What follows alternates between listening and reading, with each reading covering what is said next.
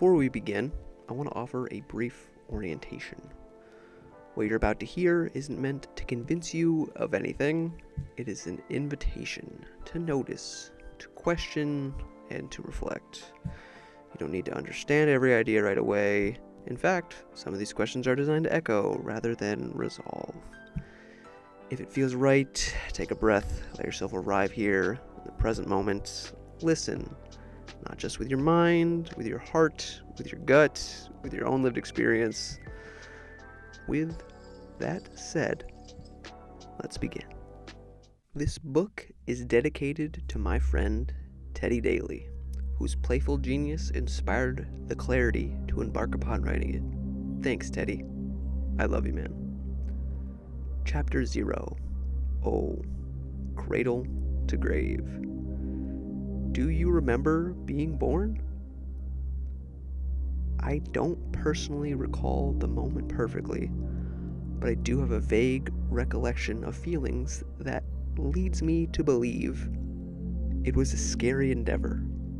'Twas not what anyone would call a pleasant experience. I think the only thing that might be harder than being born is death.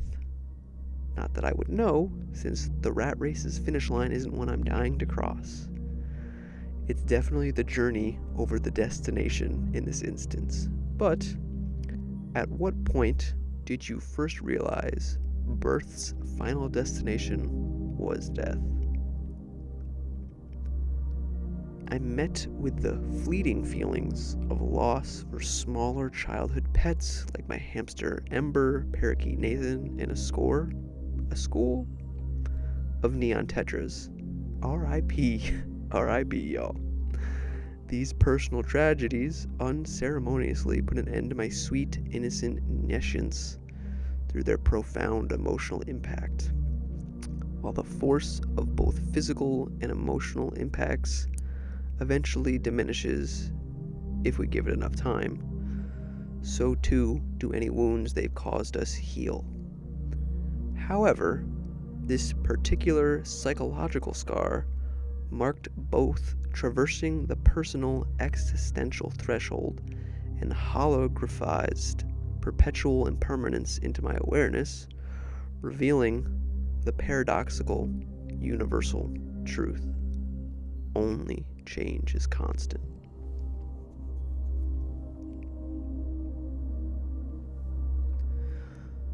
So then that begs the question, when we die, where do we go? Depends on who you ask. Cultural institutions tend to preserve narratives about an afterlife or lack thereof, which keep their power hierarchies stable.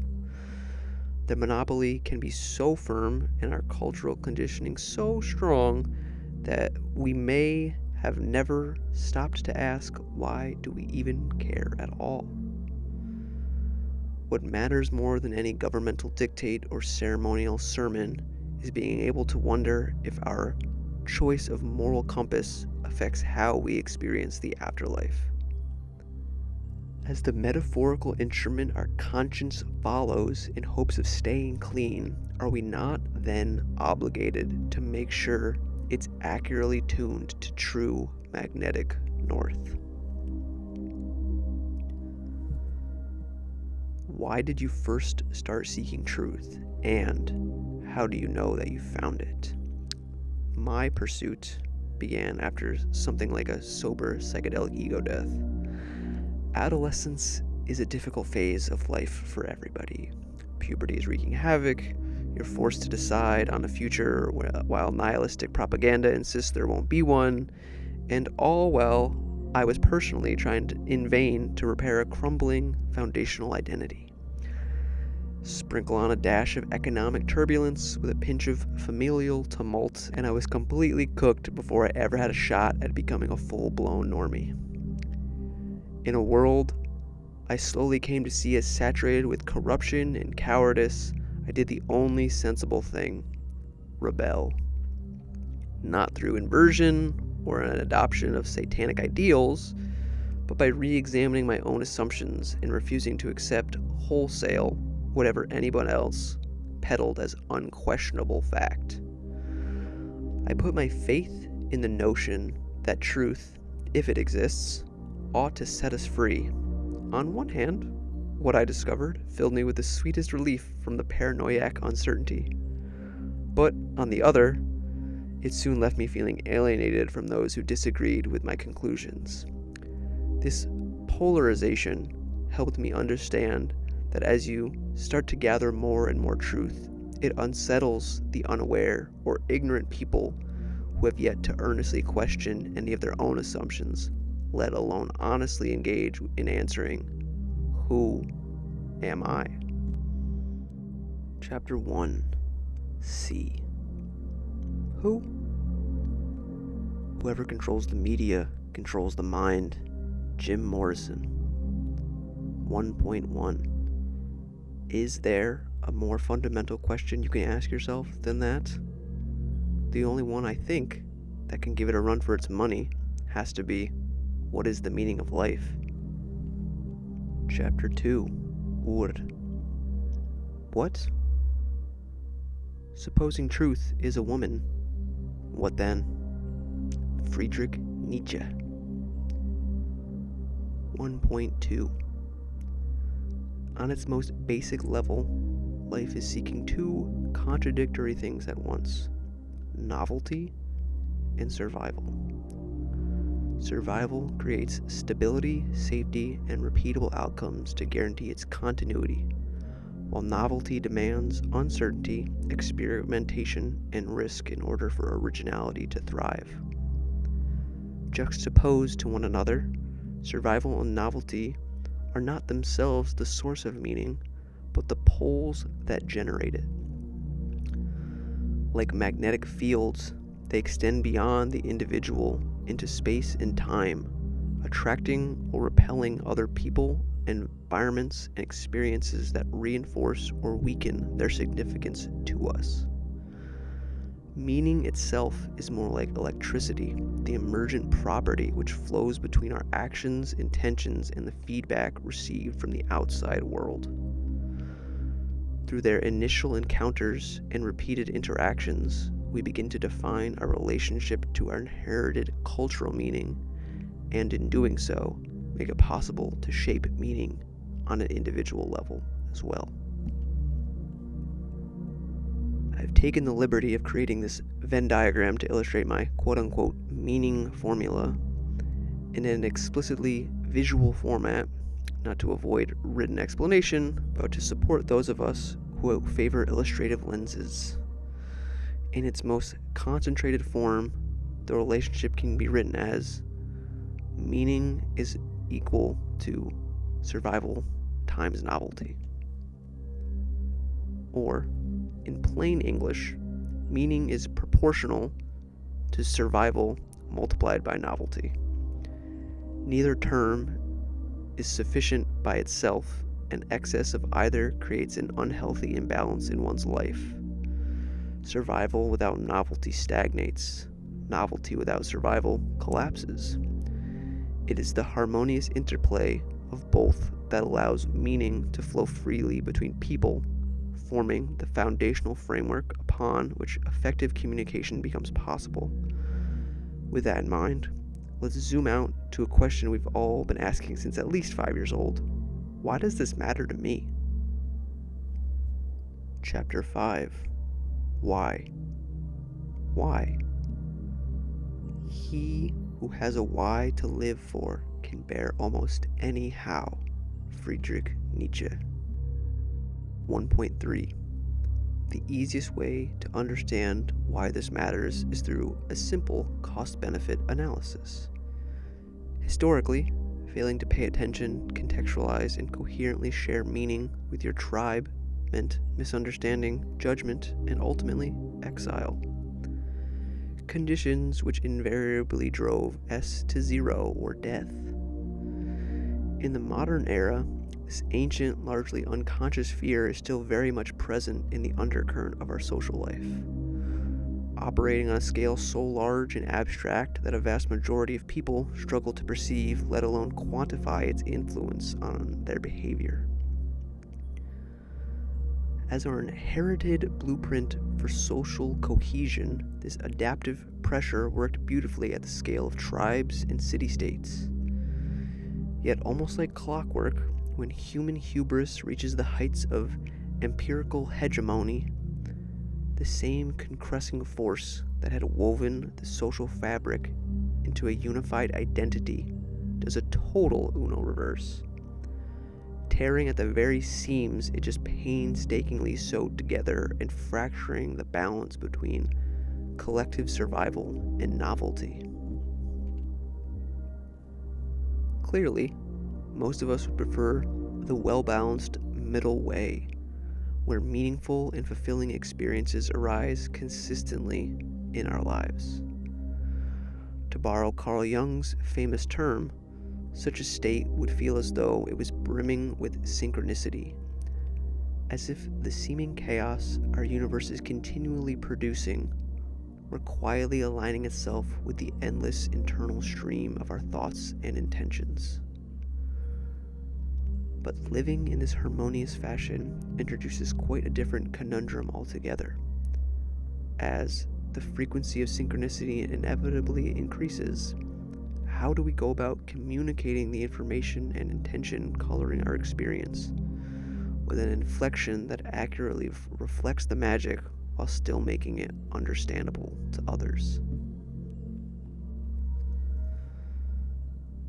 Chapter 6. Acts. How? God gives you this gift of life, and how you live it is your gift back to God. 1.4. In the same way the ancients used elements to describe reality, communication can be understood through a similar lens. Who is earth? What is water? Why is fire? How is air? And thus then it is as aether. Within my own system of symbols, the order of interrogatives reflects both a scalar degree of complexity and a methodical style of inquiry reminiscent of the classic Sherlock Holmes deductions. From the foundational "who am I" to our unquenching thirst to know what is the meaning of life, followed closely by the passionate "why should I care?" blew us towards the ever-practical "how do I use this in my life?" until at last the pith of our sapling tree of life comes full circle, thus then revealing naked truth as it is. The quintessential prima facie element is the earthly individual who acts as a living vessel or body of information. The contextual fluid stored within our bodies of info is always in formation, substantively structured to naturally include when and where through the scope of what is being communicated. As the archetypal emotive medium, pouring water into or out of our earthen vessel requires discernment. If we fail to notice the difference between ice water and boiling water, we leave ourselves at the mercy of other people's intentions. While someone may say or do something inflammatory, their reasoning, the why behind their behavior, is the window that reveals their morality. Generally, the simplest method for decoding intention is to pay close attention to how someone is communicating. In most cases, their inflection and body language are both the symbolic and literal movement of air actively translating meaning. Now, if who and what form the slower, literal context, while why and how add the faster, figurative subtext, then aether is the truly real or teal element. It is meaning in its most concentrated form, and is the telos that communication aims at, whether clarified, distorted, or willfully obscured. Imagine me, years from now, camping with my beautiful family in the Adirondacks of good old upstate New York. My wife stays back at the cabin to read while I take our tater tots out for a short hike. We come across a porcupine, and my youngest, Ezekiel, points excitedly and asks, Can I pet that dog? I immediately respond, no, Zeke, porcupines are wild animals. We need to give it space since it might shoot its quills at us. Azalee turns her head and gives me a look of confusion before asking, can porcupines really do that, Pops? Only when they feel threatened, Lee. Let's give this prickly guy some breathing room and head back to see what Mum started for lunch. It's a fairly benign example, yet it contains every essential element of communication and softly introduces an important distinction between truth and reality. We can easily discern who is saying what and how, but why I stylistically chose to express my concern for Azalee and Ezekiel in the manner that I did may be less obvious. Had I allowed my son to pet a porcupine, the pain involved would most certainly teach him such behavior is unwise. But in doing so, I'd completely and utterly be failing in my role as his paternal guardian, whose moral duty it is to protect him from unnecessary harm. It is from this vesca-pisical overlap of a real life-altering consequence and a blatant but well-intentioned falsehood that the implications of everything we've covered thus far begin to reveal their importance to our identities. Chapter 9. Xa. It is. It ain't what you don't know that gets you into trouble. It's what you know for sure that just ain't so. Mark Twain. 1.5. Our initial overture in chapters 0, 1, 2, 5, and 6 framed the necessary philosophical building blocks we will use to synthesize practical gnosis with every recursive loop through chapter 9. Each successive line of questioning builds upon the last, increasing in clarity and depth while offering you repeated opportunities to reflect and arrive at your own conclusions. This first pass briefly explored the nature of truth, reality, and meaning, as their convergence fuses the pursuit of peak self-actualization with the embodiment of Teal wisdom. Here, we can see that while truth and reality don't always coincide, only that which is Teal occupies the overlap where something is both true and real simultaneously. It's a rather cutesy term, I'll admit. Teal is truly real, but it's an absolute essential distinction that is rarely ever made. Reality contains things that are real in effect, but not true in essence, while truth posits abstractions which are conceptually true, but are not actually real. Look no further than imaginary infinities in truth's purest language, mathematics, and at dogmatic religious zealotry for crystal clear examples of legitimate delineations between truth and reality. But let's continue with the philosophical axis mundi we've been circling around, as it's crucial we realize whether our moral compass is accurately tuned to this Teal cynosure or not. Natural law has two different definitions when you put it into ye olde Google. We'll be using the first, as the second is too procedurally scientific for an examination of virtue praxis.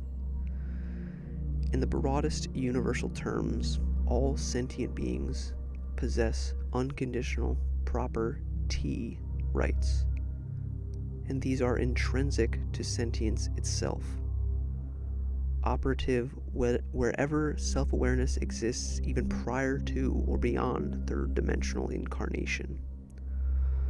Ultimately, two unsaliable rights form the generative zygote from which all others emanate: the freedom to exercise your will and the conscientious guarding of that free will from any semblance of manipulation.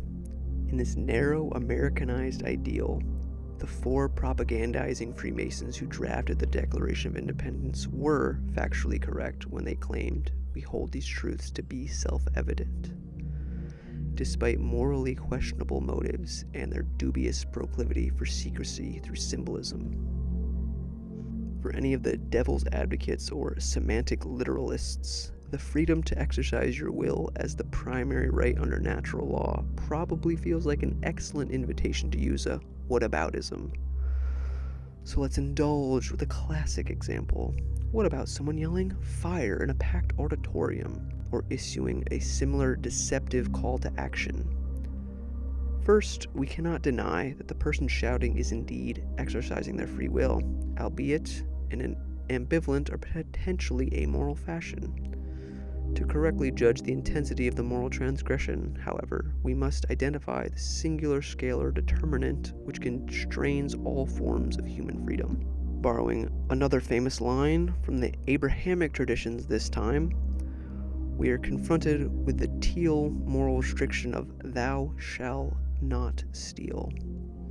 I am by no means a practicing Jew, Muslim, or Christian. Yet, this tenet is so self-sufficient that it single-handedly explains the golden rule more precisely than any catalog of culturally charged sins ever could. Whether framed as the 7 deadly sins, the major Islamic prohibitions, or the 613 mitzvot, distilling the historically heavy laundry list into do not steal provides us a sleek yet potent position. Amalgamating theft into a precise, all-encompassing super sin helps us both analyze our example and better understand what do unto others as you would have them do unto you is legitimately implying. Thus then, we'll extrapolate the Aurora-Boric Teal sin to mean do not steal the truth, lies. Do not steal someone else's wealth, theft. Do not steal someone else's stealth, trespassing. Do not steal someone else's health, assault and murder. Do not steal someone else's free will, rape and coercion. With this moral framework, we can re-examine the contextual use of lies in both the quill-throwing and shouting fire examples. In the former, I occulted the truth for my children, not for some conceited reason, but to protect their health and preserve their innocence through an expedient distortion. A similar principle applies when lying to plan an eventually splendid surprise party, where the temporary ruse allows for a potential experience of joy as opposed to harm. However, in the case of shouting fire, the lie is inducing fear instead of safety, giving rise to the polar opposite kind of experience for those being deceived. Whether our potential culprit intended an adolescent prank, suffered a psychotic delusion, or planned for malicious sabotage, it begins to matter significantly less as the magnitude of their lie ripples out through the crowd. Much like every CIA operation in foreign countries, the core issue here is all those pesky unintended consequences, aka blowback. Shouting fire not only ruins a reputation, like with the boy who cried wolf, but by inducing panic or confusion, it triggers the domino effect wherein the health, autonomy, or free will itself is effectively stolen from other people. It's worth noting that there are stark differences in scale, timelines, and familiarity between our previous two examples.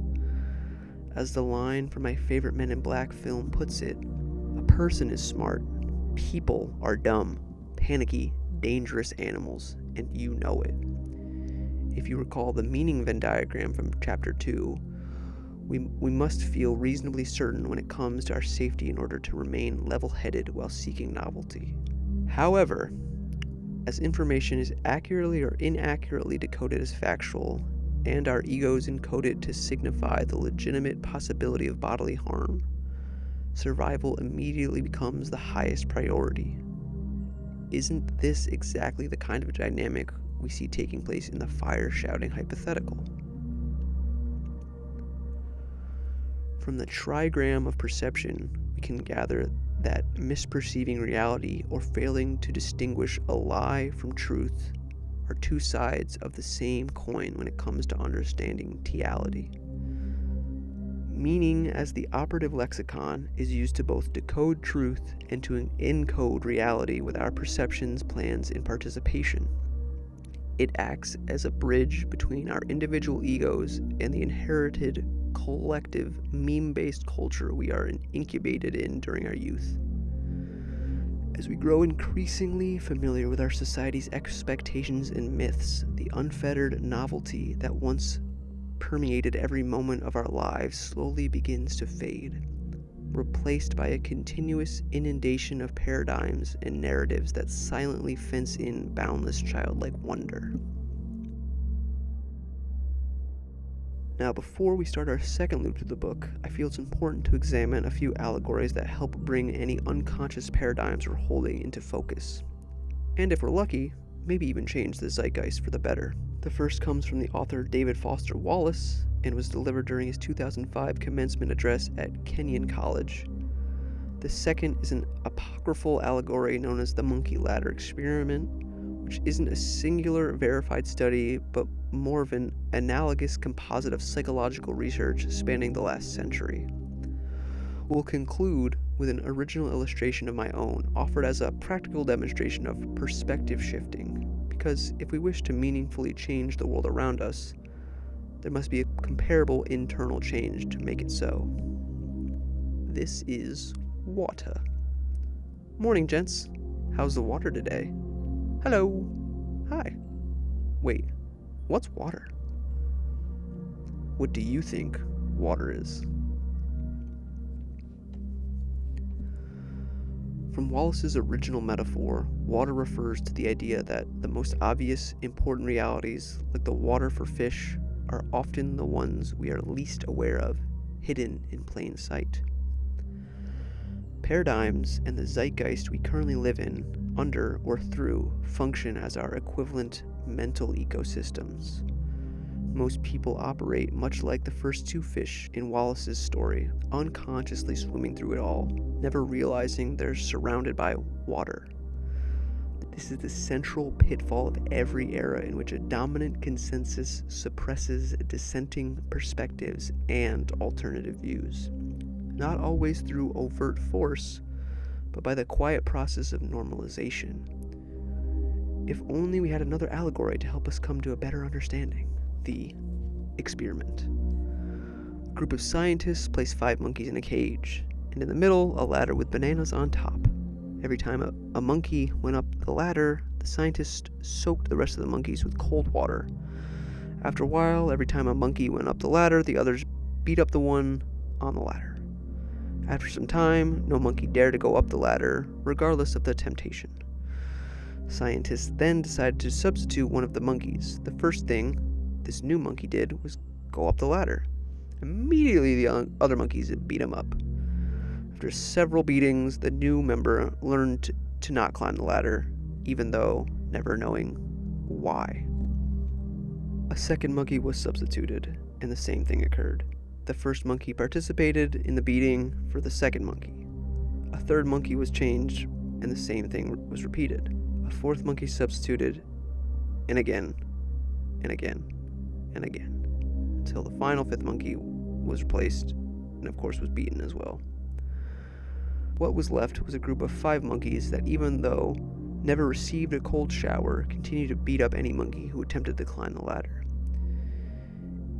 If it was possible to ask the monkeys why they would beat up all those who attempted to go up the ladder, I bet the answer would be, I don't know, that's how things are done around here.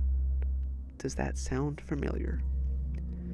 Don't miss the opportunity to share this with others, as they might be asking themselves why we continue to do what we're doing if there is a different way out there. Evolve.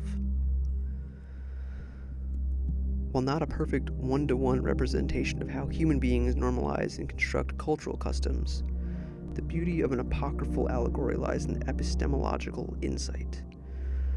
The story may not be 100% real, but what begins as some brutal guidance gradually hardens into assumption, and assumptions, once left unquestioned, become the invisible architecture of a culture's zeitgeist.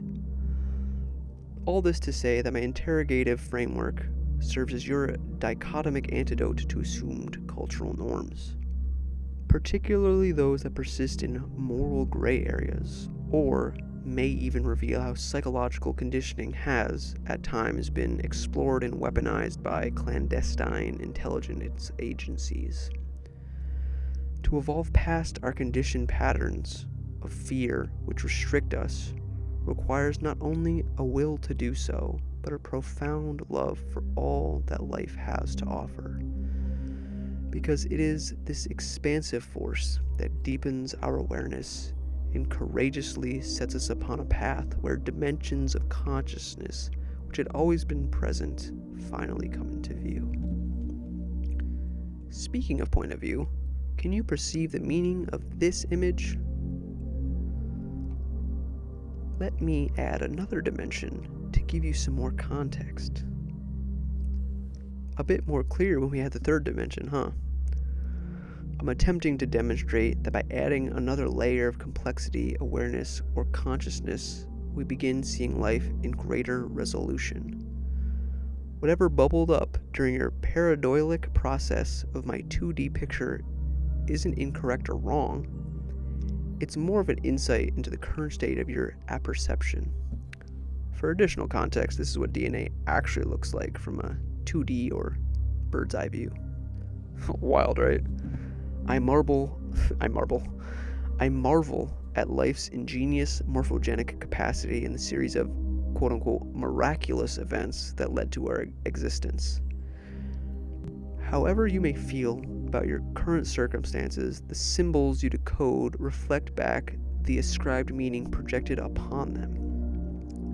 Seeing things as we are, not as they teally are, is what leads to the vast majority of human suffering. Pain may be the best teacher on earth, but paradoxically, learning how to suffer or what's actually worth suffering for means we'll suffer much less.